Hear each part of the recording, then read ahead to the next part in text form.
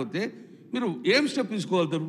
50% reservation దాటిన తర్వాత దాన్ని కూడా క్లియర్గా మీకు బిల్లులో పెట్టేటప్పుడు మొత్తం చెప్పాల్సిన బాధ్యత మీకు అధ్యక్ష. అధ్యక్ష ఇంకోటి, మరి దీనికి టైం బాండ్ ఎంత, ఎన్ని ఫేసులు చేస్తారు? మీకు పార్లమెంట్ ఎన్నికలు వస్తున్నాయి, ఈ పార్లమెంట్ ఎన్నికల లోపల సర్వే మొత్తం కంప్లీట్ చేస్తారా?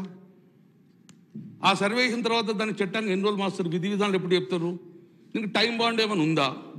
సో మీరు ఏమిటి తీర్మానంలో పెద్ద ఏం లేదు టైం బాండు. మొదటి ఫేజ్లో ఎంత ఇస్తారు? ఒకటే ఫేజ్ చేస్తారా? ఒక ఫేజ్ 2 ఫేజ్ చేస్తారా?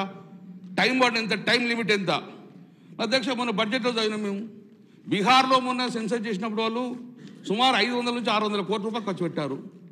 మరి దీనికి ఇంత పెద్ద సర్వే చేయాలంటే ఎన్ని కోట్లు పెడుతున్నారు? మీరు ఏ బడ్జెట్ చెప్పలే, మరి కులగాళ్ళు చేస్తా అన్నారు మీరు, ఎంత బడ్జెట్ అలా కట్టి చేసిర్రు? దీనికి కావాల్సిన బడ్జెట్ ఎంత, దానికి ఎంత చేయగలుగుతారు కూడా మీరు ఎక్కడ మెన్షన్ చెప్పేసారు. దాని కూడా క్లియర్గా ఇంత టైం బాండ్ ఇన్ని ఫేసులు చేస్తాము, దీని ప్రకారంగా ఇంత బడ్జెట్ అవసరం అని కూడా మీరు చెప్పాల్సిన బాధ్యత మీద అధ్యక్ష. టైం లిమిట్ కూడా అధ్యక్ష, టైం బాండ్ కూడా అధ్యక్ష.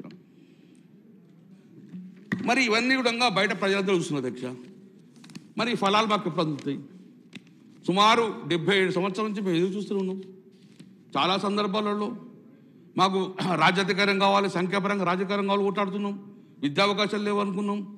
ఇంత 119 ఎమ్మెల్యేలలో కనీసం మామూలు ఒక 50% మంది ఉంటారని మేము భావించినాం. చట్టసభలలో కావాలని మీరు అదే డిమాండ్ ఉంది.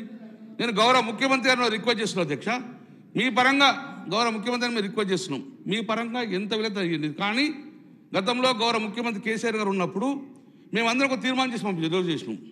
రేపు పొద్దున అదే తీర్మానాన్ని కూడా కేంద్రానికి పంపించేసి చట్టసభలలో కూడా మాకు రాజ్యాధికారం కావాలని చెప్పి ఆ డిమాండ్ కూడా గౌరవ ముఖ్యమంత్రి ముందు చేయించాలని చెప్పి నేను రిక్వెస్ట్ చేస్తున్నాను రేవంత్ రెడ్డి గారిని.